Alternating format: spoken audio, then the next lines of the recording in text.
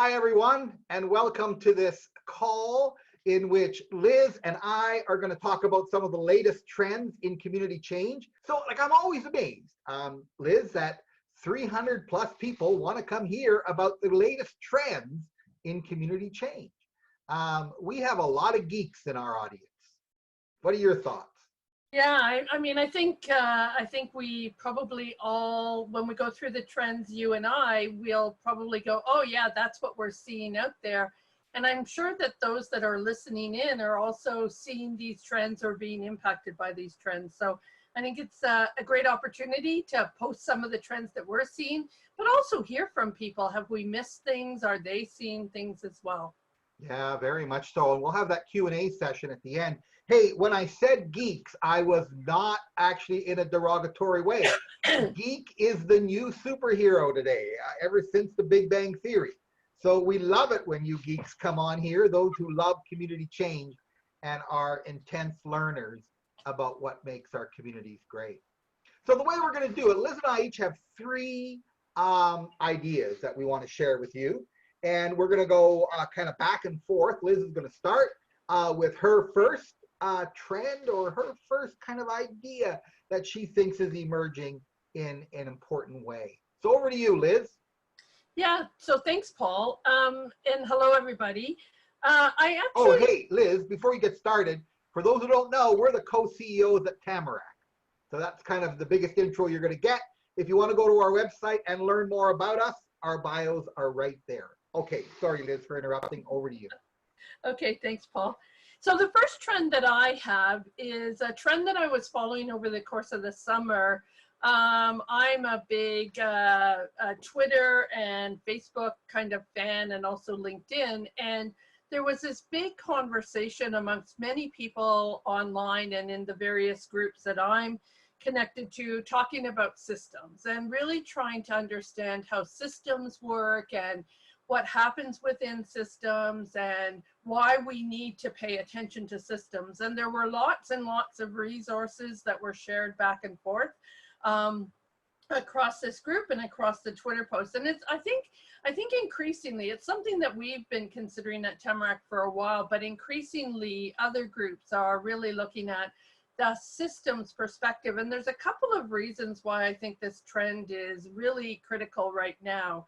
When we look at complex problems, when we look at problems like poverty or climate change or homelessness, what we start to begin to see is that there are many players in these complex problems. The community has many entry points into this problem, and one player might go in one entry point, another player might come in another entry point, and sometimes we work together to achieve change, but more often we work at cross purposes, right? And so these different entry points actually have us bumping up against one another. And so that can actually do more harm than good. And so taking a systems lens, a systems perspective to this work, I think is really interesting, particularly for those of us that are engaged in community change. I think the other thing that's connected to this issue is that these problems are complex, right? They're not simple. And even as we begin to intervene in the system begins to shapeshift and adapt itself. And so, we have to take this orientation of being, someone who intervenes in the system, but also observing the system in real time to really kind of make sure that the work we're doing does no harm and continues to do more and more good. There are kind of 8 core elements to talk about complexity.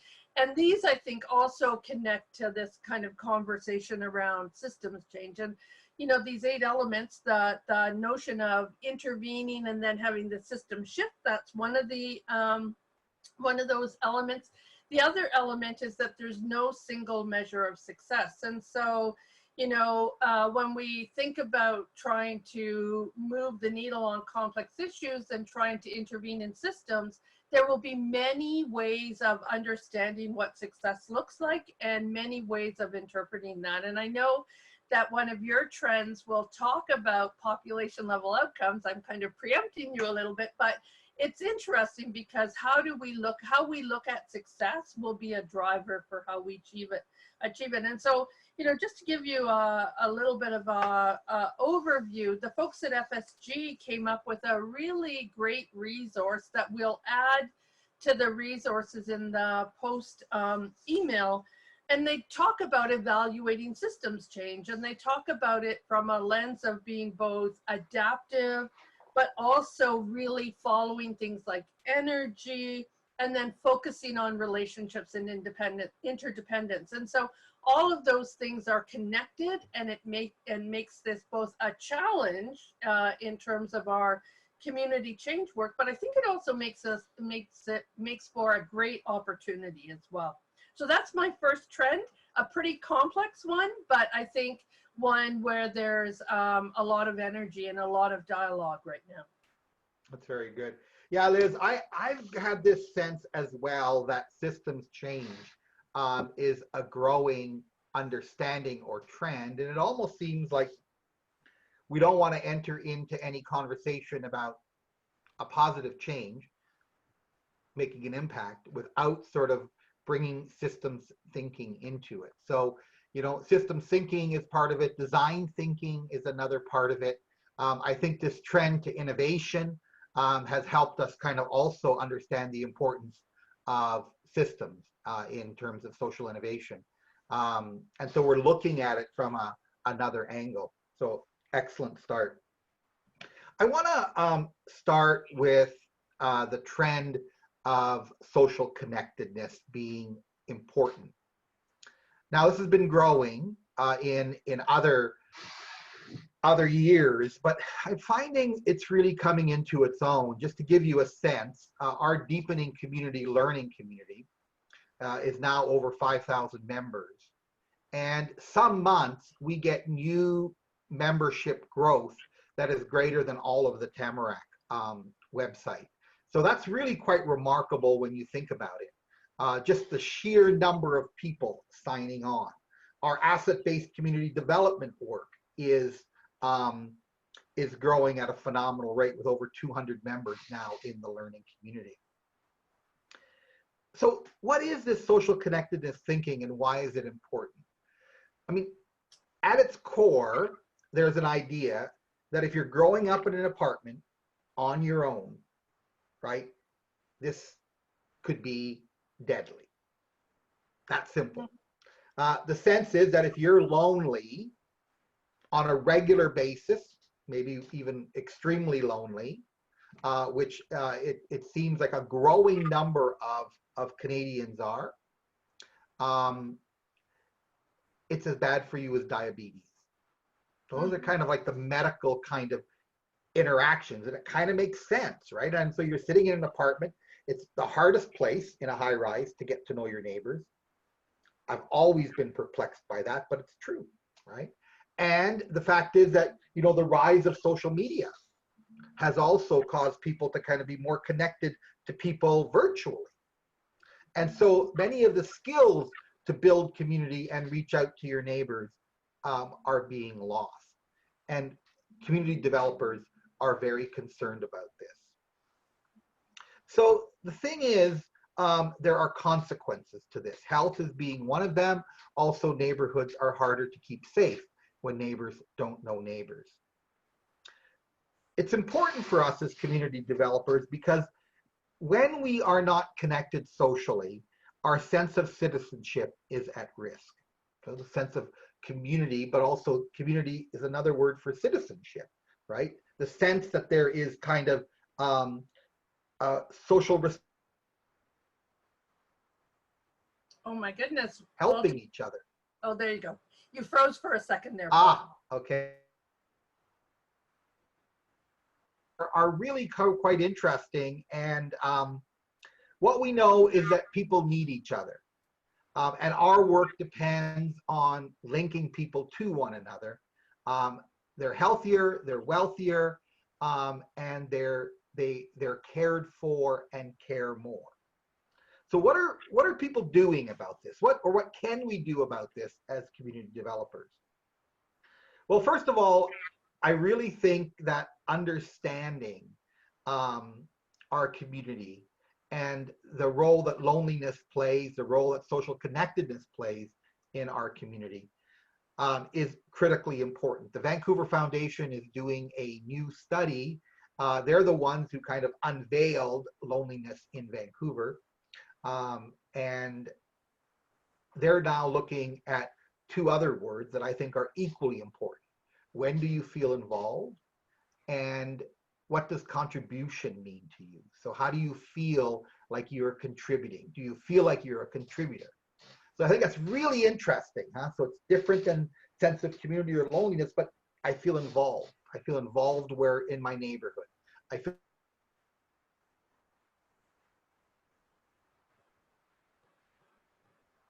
like I'm involved in my family. How? I feel like I contributed. Interesting points to make. The other thing I think that's really important and maybe a trend, I hope it's going to become a big trend next year and I can announce it. But you know, at Deepening Community, our learning community, we're starting to organize. And we're trying to work with cities, and we've got our first 20 that are really interested. I think our first dozen have signed on already. We just started this year. And our hope is that cities are going to develop community plans. So I'm pretty excited about that, developing 5-year strategies on how to deepen and strengthen community. So lots of things that we can do also at the individual level. Some people are changing volunteer programs. Instead of one-on-one volunteer, individuals volunteering, they're now offering group volunteering. I think another great way to build social connectedness. Lots more to say on that, but back to you, Liz. Yeah, it's kind of interesting to me because on the one hand, systems are macro and social connectedness is micro, but it actually provides people with lots more entry points into, you know, the community change sphere when they kind of look at the whole system. They're not only limited to how they were involved before, they can get involved in many different kinds of ways. And so it's interesting how the micro and the macro kind of fit together in our first two trends. My second trend is really something that we've been thinking about at Tamarack for the last year or so, particularly because, you know, we've been working with a whole variety of communities around collective impact and their collective impact initiatives. And one of the things that we know about collective impact is it's really a set of simple rules, right? It's a way of organizing differently in your community. But the real challenge and the place where there hasn't been as much writing or as much content is, how do you govern collectively together? What are the tools and resources and ways of being that are different in a collective kind of way? And there are a couple things that we've been thinking about around collective governance. And really, we know that organizational governance, when we are, you know, either from a municipal government, provincial or federal government perspective, or even in nonprofit organizations, is very hierarchical, right? So we're all reporting up in some way, whether it's a board of directors that has some say, or, you know, whether it's, you know, the prime minister, or however that happens. There's kind of a hierarchy to reporting up and reporting down, and it's often vertical and quite linear. In collaborative and collective work, it seems to me that governance is much more kind of horizontal. It's going back and forth between different partners. And it sometimes takes very much a networked kind of approach, where one node in the network might take leadership on a certain kind of activity, and then another node will take some other leadership, but they're equal in this work. And so we've been thinking a lot about nodes and networks, and really thinking about how this kind of theory might apply to working more collectively together, where we're, you know, all equal players, but we're leading out on different nodes, and we're really trying to push that thing that we're working on in common together. A really good example of collaborative governance or collective governance is the Constellation model of governance that was developed by the Center for Social Innovation out of Toronto. And, it's a really neat way to kind of think about this work. It really says, we have minimum specifications about how we're going to govern each other, but we're going to have a set of values and principles that really kind of hold us together and help us drive this work. When we talk about collaborative governance or collective governance, we talk about the two aspects that are really important. There's the people aspect, and how do we engage the people? So much like you talk about, social connectedness, what's the social connectedness connecting to, this collective governance? And then there's the process elements. And so how do we, what are the values and principles? What are the decision-making structures? What are some of those process details that we want to, and we we need to have in place? There are some kind of key tensions in this work that we see, this kind of collective work. And just as you talked about the tension, Paul, about social isolation and loneliness, and the fact that people are feeling further and further apart, and yet they're more and more connected, right? So that's a tension, right? So on the one hand, they can become a keyboard warrior, but they don't have any of those personal connections. And that's some of the tension that we also see in some of this work. But we see some other tensions. And I think this is important when we think about, governance, and we think about this kind of work. And the first one is this kind of short, long tension, right? If we want to get at large scale change, what's the time frame in which we're going to work? And do we have the patience for that time frame? And do we feel the pressure for short-term outcomes and short-term achievements? And so that becomes a real pressure, and it actually pulls us, if we're thinking about short-term, it pulls us into kind of smaller scale actions as opposed to larger scale change that we're working on.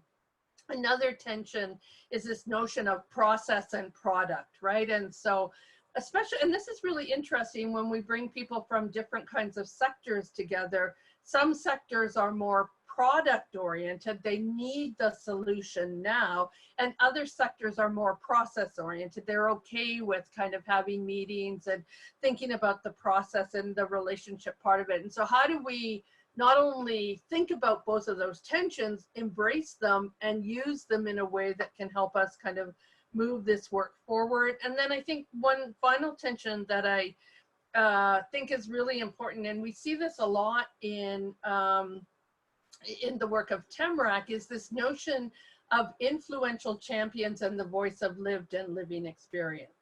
And so they're often seen as being two sides of a spectrum, but in fact, when they come together and think about this work collectively, they inform each other, and we actually get a deeper sense of the what, both what that problem is, but also what we can achieve together. And so I think, there's lots more to explore in this collective governance area, but I think these are kind of the things that we've been talking about at TEMRAC as we go forward. And over the course of the next year, we're going to write some papers around this topic and reach out to some of our members to do case studies around this, because I think it is where collective work often gets tripped up. We don't feel comfortable pushing at one tension or the other, and so then we kind of just waft in the middle. And so how do we use the tensions, use that elastic band to kind of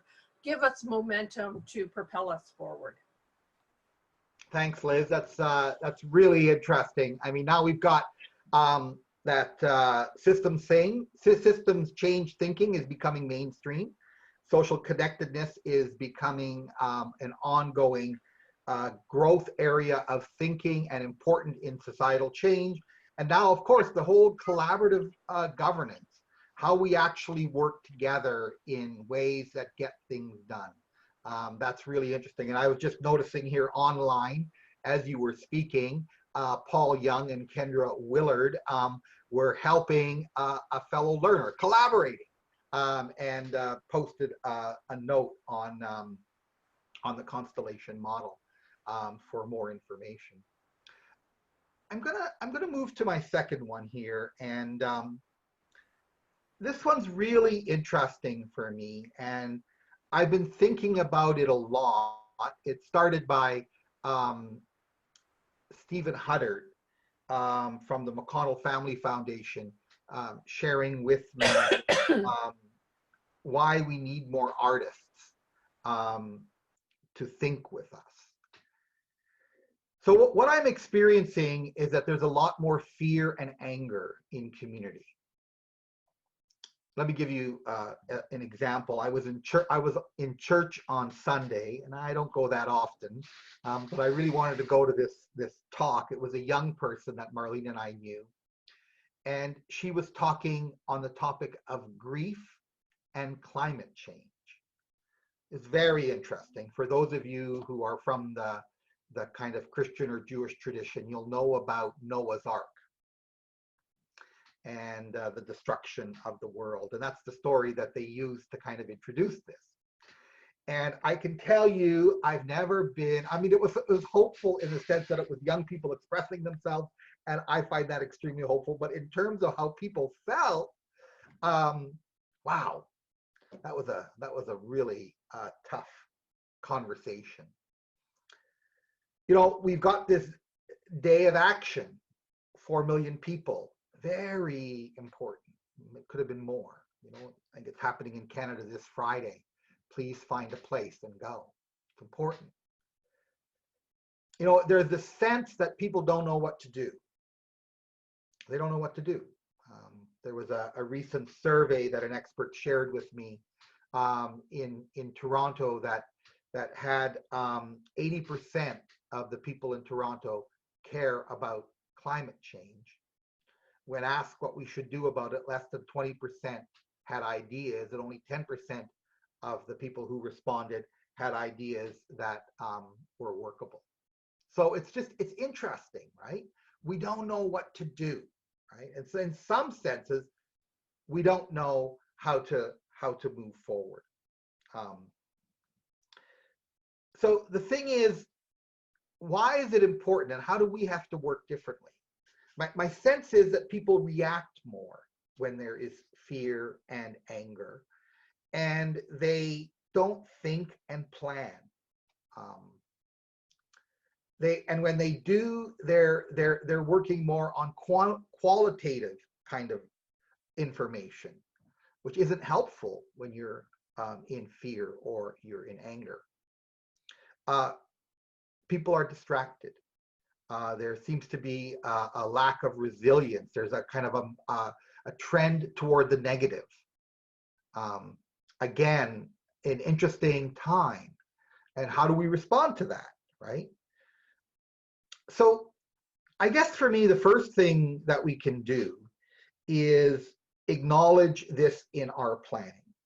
Just acknowledge that people are distracted, that there is a lot of big issues that are going on, and we need to talk about them in some ways. We need to have forums and create forums for people to have that kind of dialogue. The second thing, and I think it's really important here, maybe the most important part, is for us to learn the facts, to share facts. You know, I think there was a book that I read recently called Factfulness by Hans Rosling. His son and daughter-in-law, Ola and Anna, published it after Hans died. Bill Gates considers it one of the most important books written today on development. And matter of fact, through his foundation, has given it away to anyone who wants it that's graduated from university. And why does he think it's important, right? For community development people, or people who care about that, is because he believes that there are certain elements of our thinking that are distracting us, and it's not allowing us to think in kind of logical ways, and helping us to understand in particular that even when things are going wrong, there are a tremendous number of things going right. So, you know, what happened at our church, which was interesting, and anybody who was there that's on this call today, please share your opinion. But, you know, I remember at one point I shared some positive facts, right, about the number of countries that are responding to global change, to climate change in the way that they are. You know, the rise of solar, the fact that Petro-Canada has built an EV highway right across the country. corporations are becoming active and engaged, and there is a lot of change that is occurring. And what was interesting is that after sharing that, there was a sense of quiet, like almost nobody believed me that there could be positive things said in these times. I worry about that because it's tremendous. Right now, during this election, one of the things we need to remember, we have the lowest level of poverty in the history of Canada. We reduced poverty since 2017 for almost 1 million people. It's remarkable. Alberta reduced child poverty by 50% in 4 years. Incredible. So when you start thinking about what's really happening out there, yes, let's be afraid, let's be angry, but let's also learn the facts and share them. It's the only way that we can move from fear to anger to optimism in our planning and in our thinking. Challenge me on that, but that's what I'm seeing, and that's what can be done about it. Back to you, Liz. I think that's those are really good stories in terms of trying to think our way through, and what are the facts, what are the pieces of information that we have to consider when we're talking about these really complex issues, right? And I think it is not only, you know, to do it by our gut, but to actually look at, you know, what the data tells us, what people are feeling, and it's the combination of those 2 points that really kind of help us move forward as communities. So it's interesting, right? I think our trends are kind of coming together in some ways. My final one is really this thing that I come up against constantly or quite frequently in the work that we do in this kind of collective work. And it's this notion of buy-in and ownership. And I think it ties really nicely into your last point, Paul.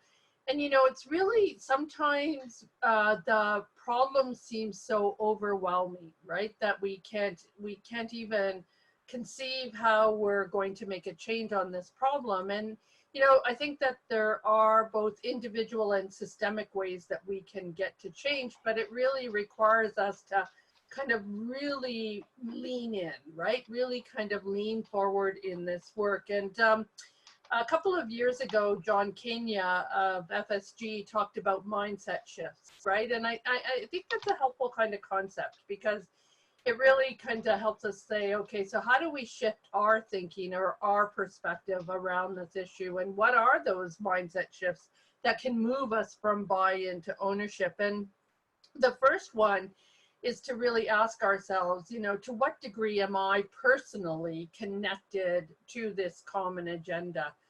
You know, when I was leading the Hamilton Roundtable for Poverty Reduction a long time ago, a number of years ago now, Mark Chamberlain, our chair, who was a business leader, would say, we are all part of the problem of poverty, but we can also all be part of the solution.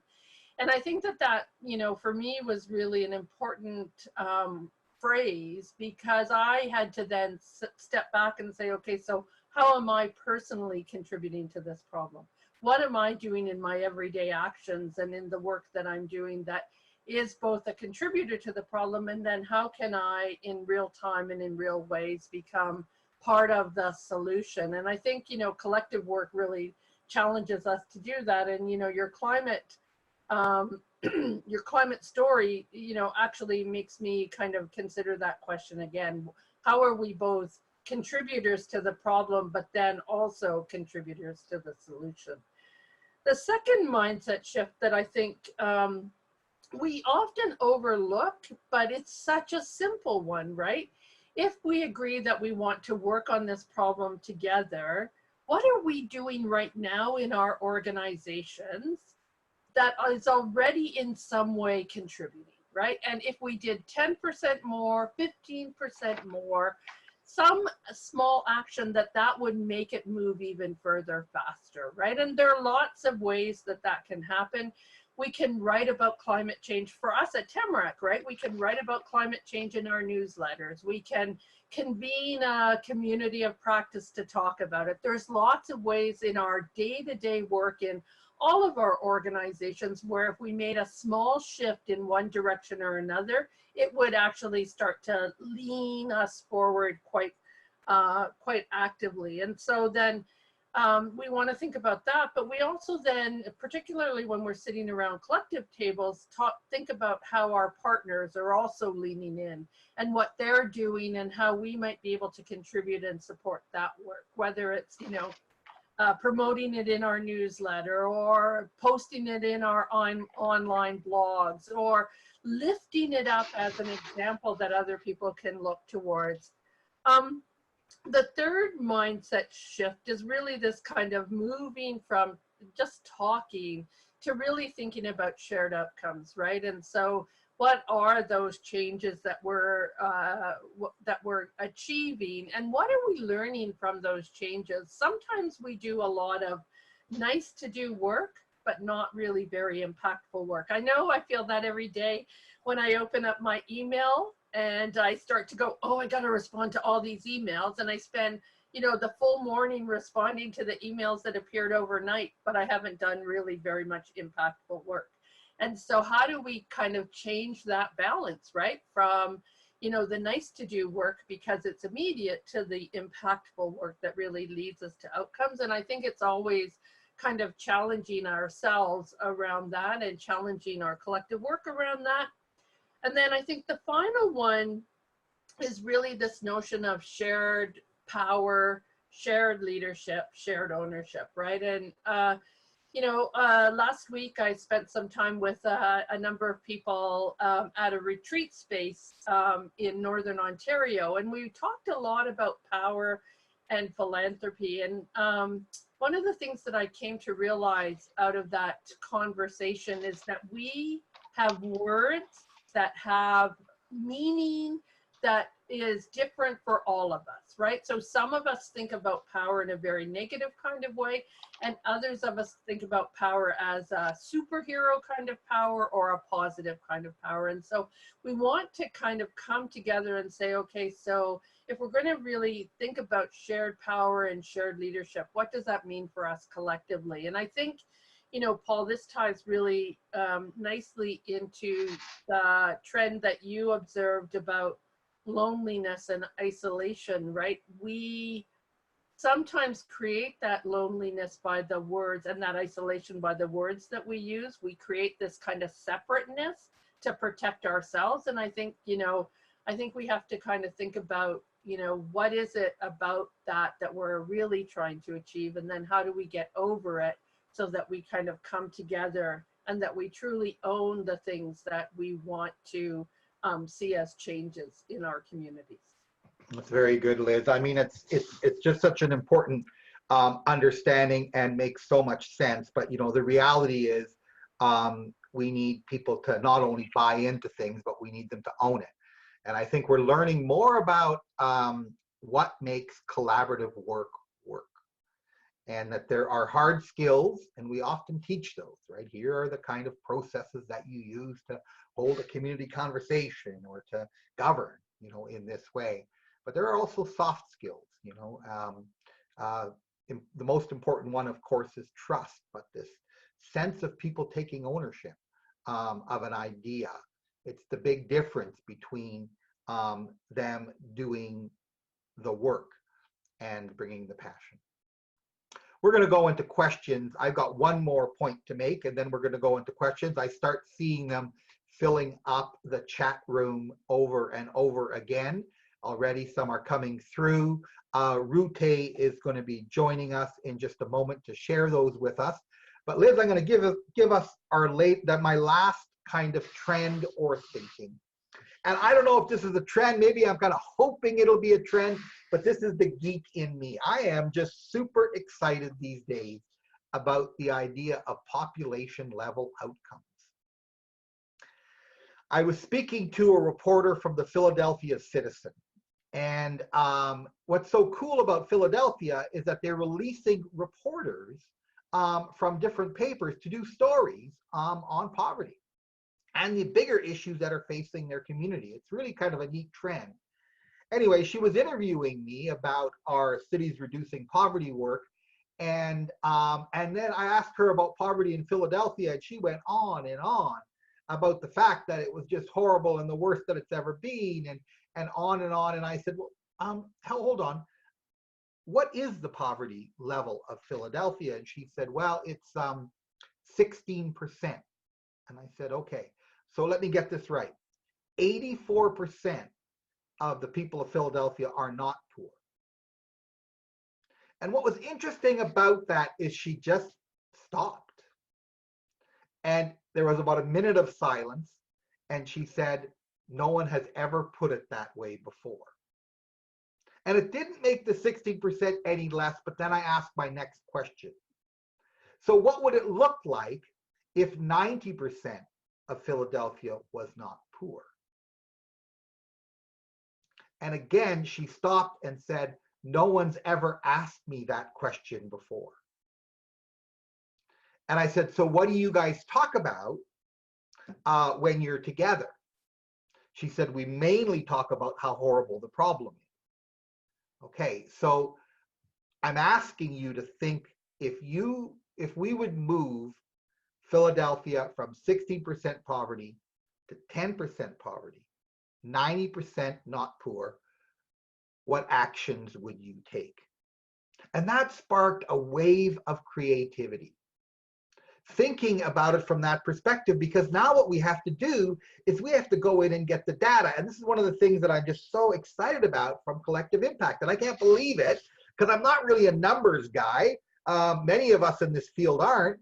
But, you know, shared measurement has become incredibly important to me.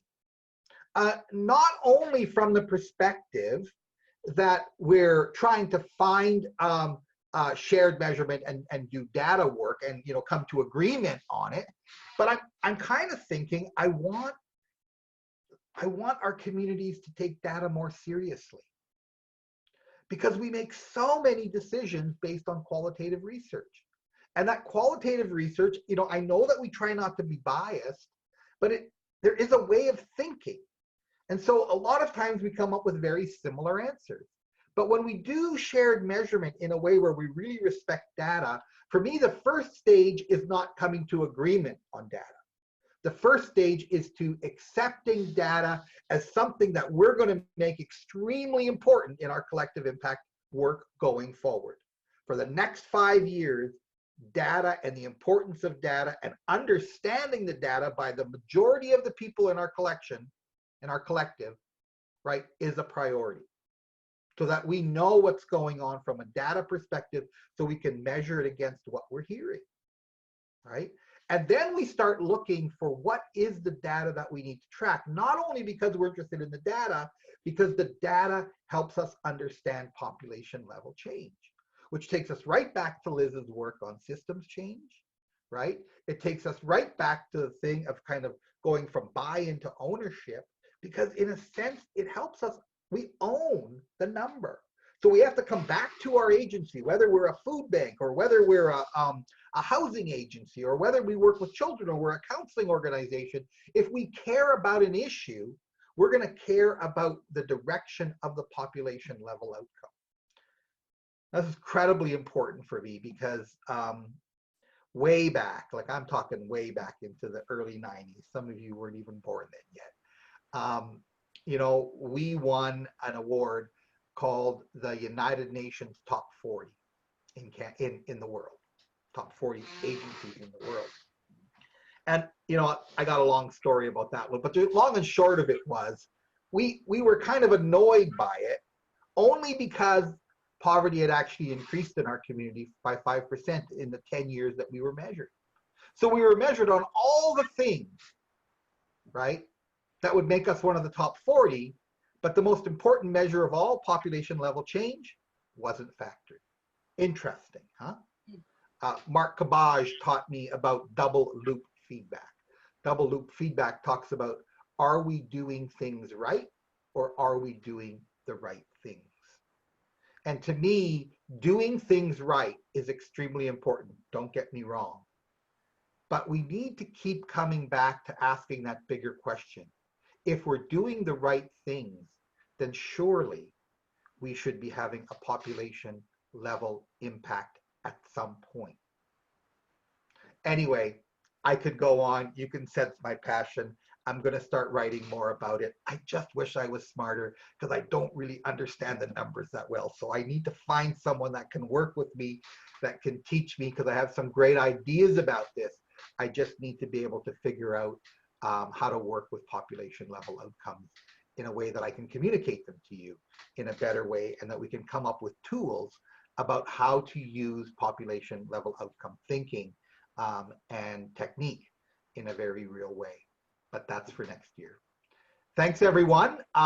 Liz, we've got the 6. Rute, you're coming on. We still got a few minutes. What are people asking? I'm going to start with this one from Janelle. So I think this is tied to your first trend, Paul. So she's asking, how can we harness anger and emotion into action steps for the community? Good question. I mean, really good question. And you probably have a way better answer than I do. I don't know. I mean, I think first of all, it is motivation. It is direction. So I think if we have forums in which people can express how they're feeling and then start talking about solutions. The problem was that, when I left church that Sunday, I wasn't thinking anybody was ready to talk about solutions. So I don't know. I don't know that when I go on Friday to the Day for Climate Change, if I go, right, I don't know whether there's going to be solutions there or anger and emotion. I don't know if we're going to come up with bigger things. What are we actually asking people to do? We ask people to do more, and then we're still angry, right? I don't know. I really think we need to have a conversation about this. And I think on its most simplistic level, anger and fear can motivate, right? But we have to change anger and fear into action. And that action has to be positive action, because the only thing anger and fear does well is hurt other people. So if we can't convert anger into fear into positive action, a lot of people are going to get hurt. That's my fear. Liz, did you want to add anything?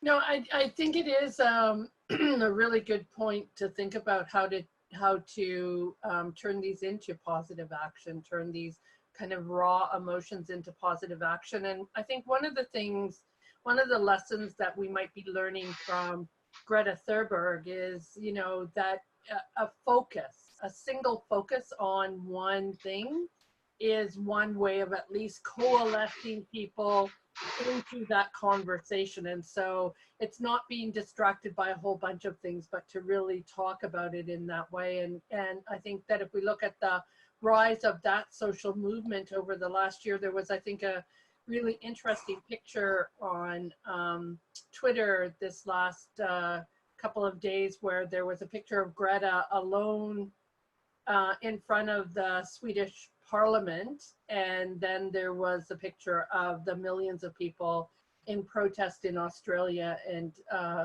in the US. And I think that has really, for me, that's hopeful. I mean, it's we have this conversation about fear, but we have also this more and more people coming into this conversation that we all have to be part of. That's a very good point. So this other one is from Lisa. So she's wondering, many of our solutions require financial investments that are becoming more and more difficult given budget cuts and dwindling resources. So she believes that collective action is a way to address this. So are you seeing any trends in this area? Yeah, it is interesting to me that I think, if we were to look at Faye Henley Brown of FSG has a kind of a great story that she tells, where she went into a community of about, I think it's about 30,000 people, and there were 800 youth serving organizations in that community of 30,000 people. So if you think about that, we already have lots of resources in our communities, but we might not be deploying them in the most efficient way or the most, the way that gets us to impact. And so I think the point that was raised about this collective action as a way of better deploying resources is one to consider, and to also look at, you know, what role the resources that we already have can be, or how they can be used in a more effective way. So I think there are some things around that to consider, but there's also the other part of it, which is that, you know, these take longer term investments, right? So a short term investment cycle is harder, it's harder to manage a longer term strategy. And so you've got to be more creative in those ways as well when the investment cycle is shorter. Paul, did you want to make any comments? Let's keep going. I'm amazed at all the questions that are here, so we're not going to get through them. Okay, this one's just a quick one from Sharon. Liz, she's wondering, you had spoken about 8 core elements of complexity, so she's wondering if you had any resources to point towards. Yeah, so we'll post with this the list of the 8 core elements, and we have some writing on the Tamarack website. We'll when we send you an email thanking you for your participation, we'll add some resources into that email for you. Okay, just moving on then. Emily, she's saying, you've mentioned, like, while talking about collective governance, the collective governance model, the idea of product-focused organizations and process-focused organizations. So she's wondering if you see Canadian social change organizations focusing on product to the detriment of process, and if this is hindering impact, and do you know if there's an example of an organization which shifted from product to process approach? Yeah, I was actually talking more about in our collective approaches that we have to pay attention to both, right? We have to kind of think about process, how we're going to work together effectively. What are the values and principles? What's the common agenda? What are those process elements that we can agree to? But also focusing on the product, whether it's a short-term product around behavior change or a longer-term product, which is around population level change, which Paul mentioned. So it ties into Paul's trend as well. And I think it's kind of feeling comfortable with both, right? Not only doing the process, which we often will do, but also kind of paying attention to the product. Okay.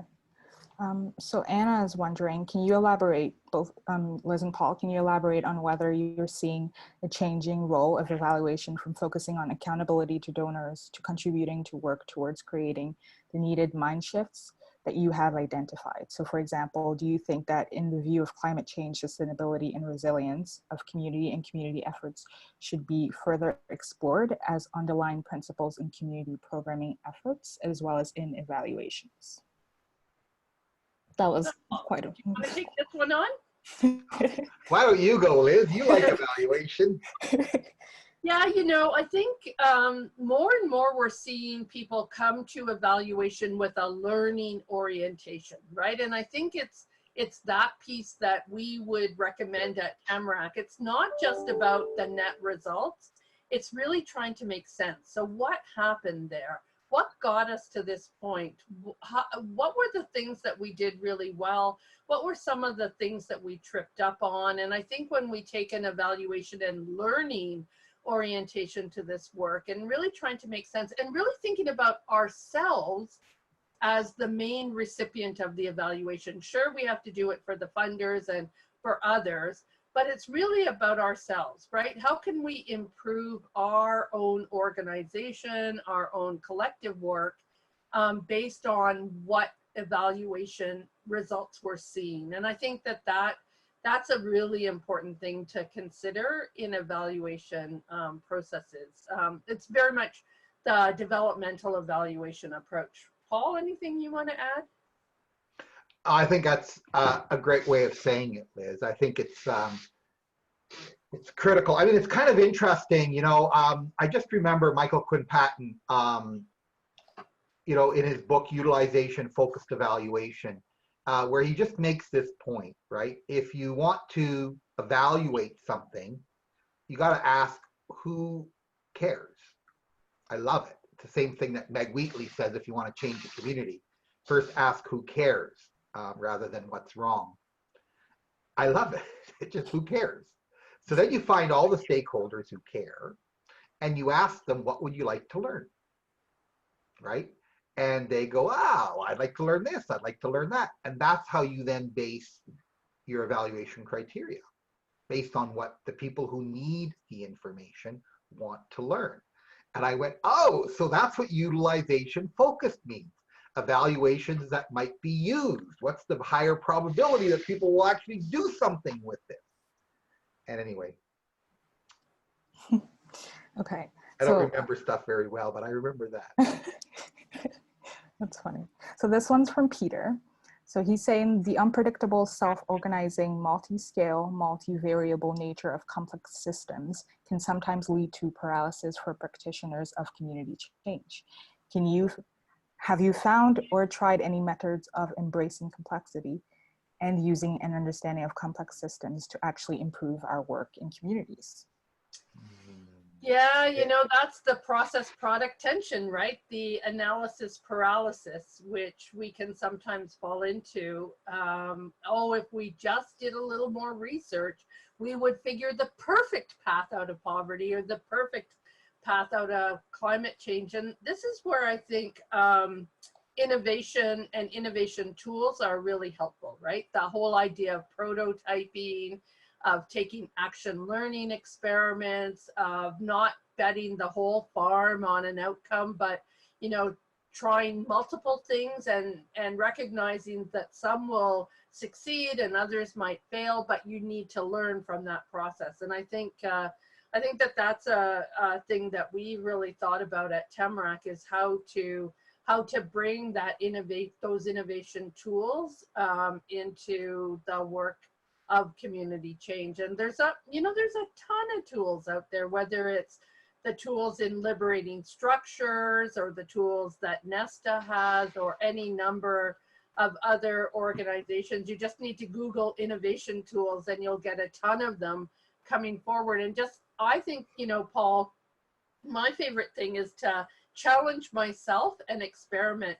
You know, so if there's a cool tool that I've read about, but I have never used it, I think to myself, is this a safe space and can I test it out here, right? And I think sometimes it goes back to that fear, the fear factor again. Are we fearful that we might fail when we're testing a tool, or that we might be wildly successful? And then, well, what will that mean? Because fear has those two components to it. So, you know, I think you just got to try, and you got to prototype, and you got to kind of go into it and say, we're going to go into this with a learning orientation.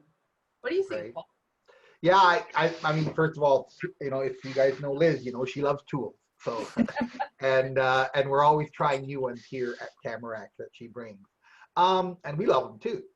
You know, for me, the big thing now, I'm trying to engage with people around what I call the emergent ear.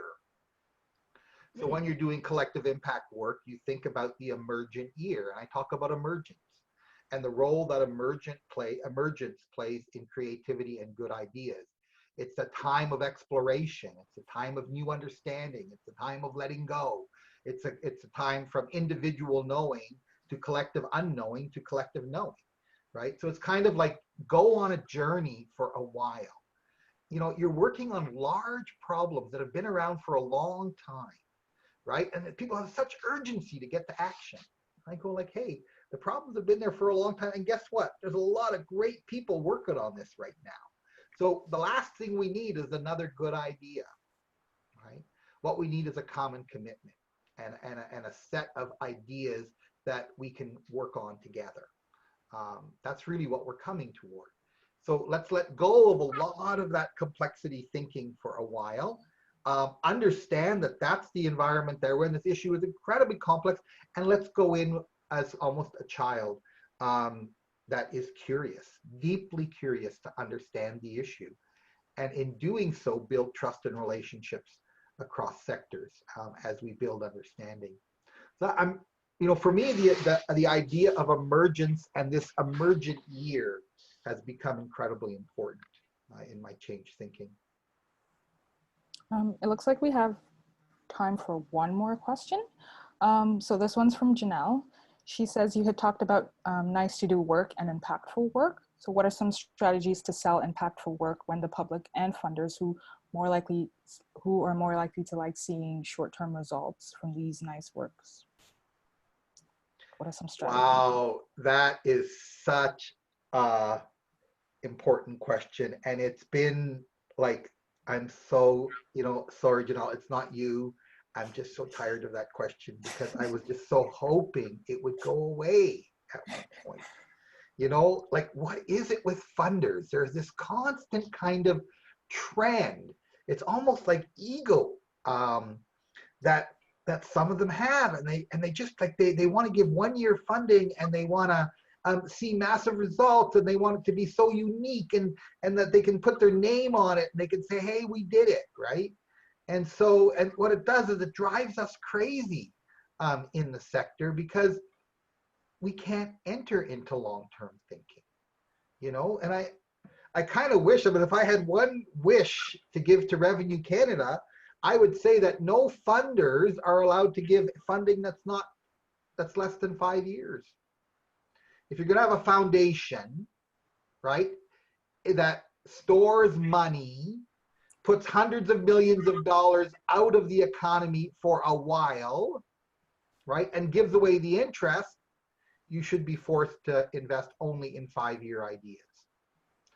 In order to change this trend from short-term thinking, if you're going to put money away for the long term, you got to work on long-term problems. I know that's controversial. I apologize to foundations that take offense to that. But we got to stop this short-term thinking, and we've got to start thinking about what we can do in a 5-year period or a 10-year period. And then we get creative in very real ways, Anyway, my thoughts. Liz, Liz, do you want to tackle it? No, that's radical thinking, Paul. It's a radical idea. How do we help funders who are making long-term investments also think about the long-term investments in community change? Good idea. Maybe we need a whole webinar just on that idea. Be lovely. I think we should pull we have loads of foundation friends. It'd be great to talk with them, and see what they would think about that idea, but just also this short-term impact challenge and how we get over it.